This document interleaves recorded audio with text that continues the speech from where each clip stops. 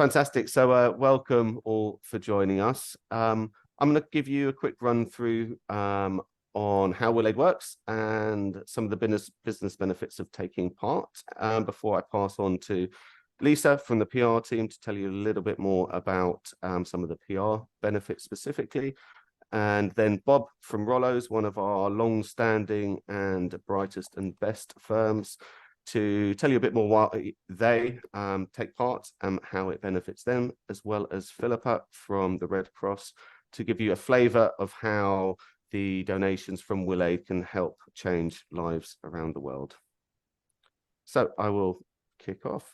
So I thought I'd start with a quick history of Will Aid. So the campaign started in 1988, started by a solicitor in Scotland.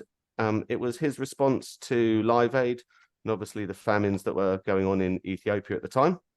And he gathered a bunch of his friends and colleagues and wanted to answer the question, what can we do to help support this situation? So they decided that they could use their skills to do so and volunteer their time to write people's basic wills. And the essence of Will Aid since then has really sort of remained the same. Ultimately, first and foremost, it is a charity fundraising campaign led by and for solicitors.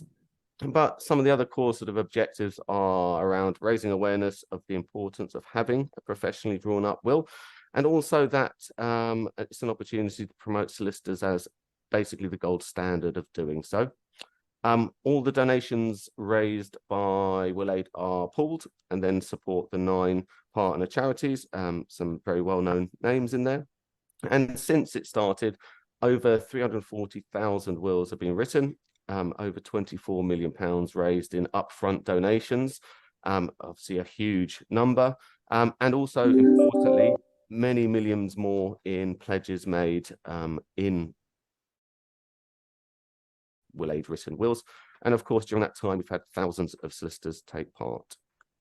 So in a nutshell, how Will Aid works, solicitors across the UK waive, every November, waive their fee for writing basic wills. And instead, they invite the client to make an upfront donation to Will Aid, the suggested amount for a single will being £100, and for a pair of basic mirror wills, 180.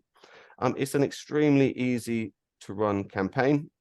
All the inquiries are received via an easy to use secure online dashboard. And it's worth sort of mentioning the mechanics of how inquirers find you should you take part. Basically, people primarily go to our website, they type in their postcode, they're then shown a list of firms within 50 miles as the crow flies of them. They'll then contact those firms via our website. Their inquiry and their details appear in the dashboard, and then solicitors then contact those inquiries to book them in, make an appointment with them. We also have the functionality of what we call the online diary, so an online booking system, which is optional. So that allows firms to list available appointments, Will Aid appointments, Will Aid slots, which then people can book instantly via our website. So as if somebody was booking a yoga class or the like, which is something we've had some really positive feedback for as well. You know, kind of reduces the chasing or the need to then book somebody in. So in theory, makes things a bit easier. There's a lot of sort of additional functionality across the dashboard to help make running Will Aid even easier. So you can update the status of an inquirer, so from new to responded to confirmed, draft sent, donated, so that it's really easy to see where you are with that client on their client journey. And equally, there's some sort of nudge emails, automated emails that sort of are triggered by the status changes, just to kind of nudge people along that journey and hopefully reduce any chasing, i.e. Encouraging them to get back to you, encouraging to make that all-important donation, etc. So hopefully it's really easy to run.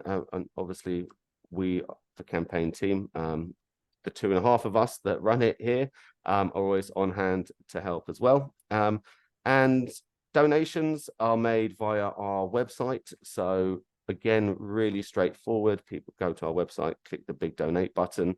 They are then obviously given a confirmation receipt. You are also notified, and their status will change on the dashboard, so you can see who's donated and who needs a nudge in that direction still. And obviously, from our perspective, and we hope yours, the more the merrier in terms of how many WillAid instructions you take on. The more you take on, the more donations that are raised, the more opportunities for sort of additional business you have as well. But of course, fully appreciate that capacity is not unlimited. So it is up to you how many instructions you take under WillAid. The key thing is once you've kind of reached your limit, let us know. We take you off the list. And equally, if you need to kind of pause, catch up with the inquiries that you've received, it's really easy to pause you, then put you back on. So in terms of the actual benefits of taking part in WillAid, well, you know, first and foremost, it's an opportunity to raise vital donations for 9 partner charities doing an amazing work here in the UK and around the world. It's also obviously a chance to ensure that people in your community have a professionally written will, are protected in that way. But of course, we understand it's give and take. There are also lots of business benefits for firms taking part as well. And so it's great for growth. It's a great way to push new clients through your door that simply might not have come to you. It's a good opportunity to build your will bank. Many firms use it to train new staff. And obviously, fundamentally, it's an opportunity to expand the reach of your firm. Since COVID, we've also expanded what we call the remote list. So this is an optional list that firms can be on, specifically to receive inquiries from people that don't have anybody local to them. So they could be all across the country. It means 2 things. One, it's a great way to drive up the volume of inquiries that you receive. And B, obviously, it's a chance to sort of expand the firm's reach nationally as well as locally. In the short term, anything over and above a basic will can be charged for by yourselves. So WillAid just covers a basic will. What you'll find is that many people need additional services, so LPAs, trusts, etc. So it's a great opportunity to cross-sell. And of course, many clients return for future work. You know, it's an opportunity to build relationships with new clients. They come to you, they have a good experience. The next time they need legal services, you're going to be front of mind. It's also great for teams. It's a great way to bring staff together, boost morale, bringing people together, knowing that they're putting their energy to raise really, really important and life-changing funds. Equally, we have a bunch of solicitors that are also quite competitive sometimes, like to be the top of that leaderboard. So that can also sort of bring teams together. It's also great for PR, both on a local and national level. And I think on that note, that's a kind of whistle-stop tour of WillAid in a nutshell. I might pass over to Lisa, who's going to expand a bit on some of the PR benefits. Okay, so we help firms at every stage during their WillAid campaign and their journey. We start when the sign up takes place. So when you join us, we'll send out a toolkit. So that gives you some instructions on how we can work with you, the kind of ways to maximize your PR opportunities. Also some social media graphics and explanations of how to post those onto social media channels. We also supply a press release that we ask just for some small amendments to be made, send back to ourselves, and we will issue that out on your behalf to your local press, regional wise, and also to say, for example, Rollo's Law has signed up to take part in the next WillAid campaign. We then also offer our PR surgeries. So bi-weekly, as we get closer to the WillAid campaign being open in November, we offer guidance and a drop-in service where firms can come and ask any questions, let us know if they need any help with anything, any guidance on setting up social media channels. It's a very good opportunity for some of our new firms who have joined for the first time. Other experienced firms have been very good with the marketing, but it's great for those new firms joining us. So to have that extra additional support. We also, once the campaign gets going, we can work with firms on a granular level. So between November and December, if firms have still got spaces for inquiries, then we will work very closely with individual firms and their local press to make sure that their communities know that there is this opportunity available and to make the most of it and to sign up. So we also have national press opportunities for firms that are happy to take part. This normally involves an interview with a journalist, and that will normally be explaining the benefits of making a will through a solicitor, the regulated benefits, why you should have a will in place. So every campaign, we run a national poll that gives us some really good research figures that we can then put out into press, but it also gives us some really good regional statistics that we can provide to the firms so they know how many people within the area haven't actually made a will. And that, again, we provide that on social media graphics, so that can be used to promote to your own communities.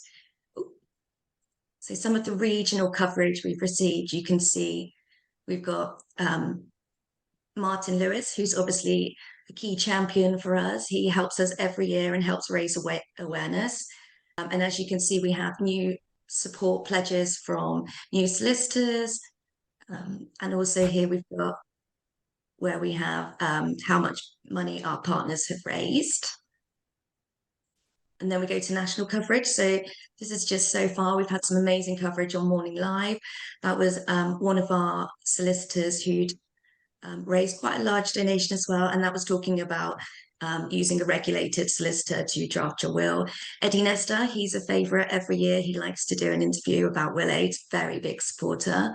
National coverage in newspapers, and again, in some of the consumer titles.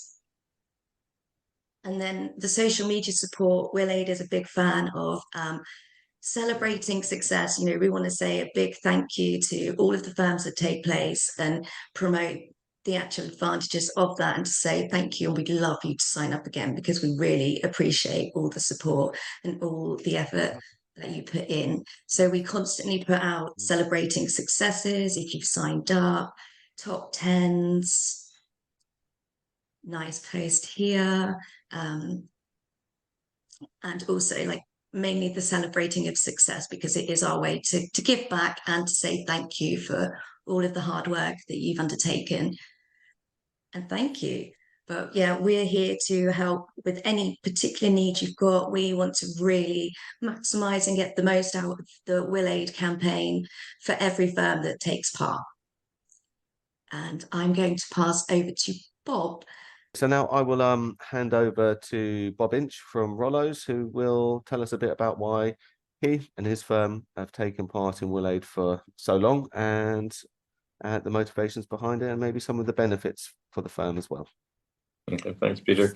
My firm's been involved with the Will Aid scheme since 1996. So it's very much just part of our annual events. We've raised over 144,000 so far, and that, of course, continues to grow. At one point, we were the second highest generator of income for Will Aid in the UK, which was quite an achievement, and also on a number of occasions highest in Scotland. Not that we're competitive, but it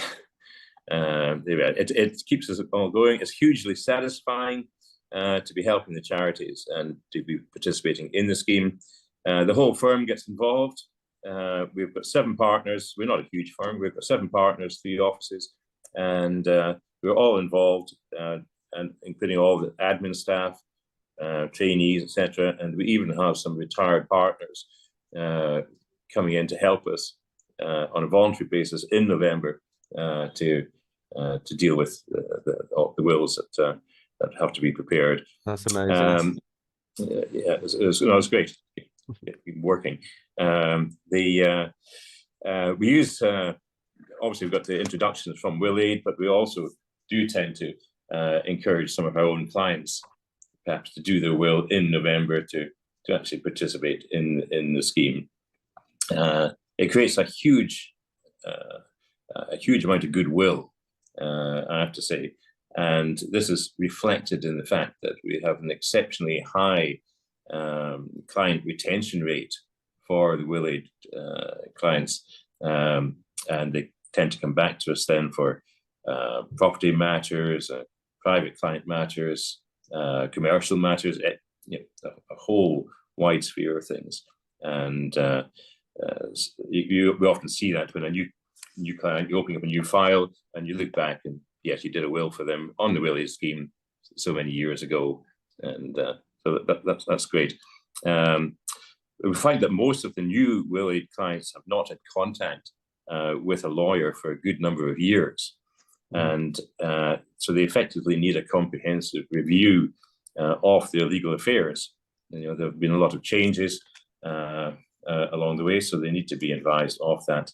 Many of these are in their 50s, 60s, 70s, and these are ages obviously at which they should be considering, in Scotland we call it continuing in welfare powers of attorney. I think in England it's lasting powers of attorney, and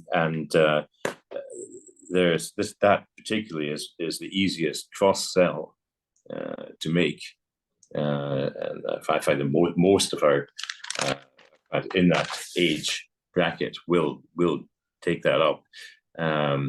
Living wills are also considered and taken up, not quite to the same level, but parties are in a situation of having to think about it, and many of them do the living wills. Clients with higher value assets, obviously there's an opportunity there for advice on inheritance tax mitigation, and that leads often to other work regarding disposal of assets or possibly setting up trusts. And there's also increasing concern about care home costs for a lot of the older clients, and that's another area that can be discussed at this time at the initial consultation with the clients, often leading to additional work, such as evacuating the survivorship destination in the title. I think that's a Scottish concept. In England, it's more to do with tenancies in common and joint tenancies, and that may needs to be adjusted accordingly. I know some charities offer free wills throughout the year, with expectations of a request in the will. My experience with will aid has been it's different in that I find that clients actually prefer to pay something for what they're getting, and they're paying for the service by way of donation, and generally we suggest we do tend to suggest a higher donation, a higher level of donation, and we don't tend to limit it to just basic wills either. The wills can be more elaborate, and we look for a higher donation to the will aid charity, which is never a problem. It always goes down well. It has always been my feeling that the will aid recommended amounts were perhaps a little bit on the low side, but anyway, 9 out of 10 cases that's accepted without question, and I think on only one occasion have we experienced the scheme being exploited, when one person donated the sum of £20 for a will. But, there's always one, Bob. There's always one. There's always one. But I can't say only one, and that's in whatever 27 years. There you go. Yeah.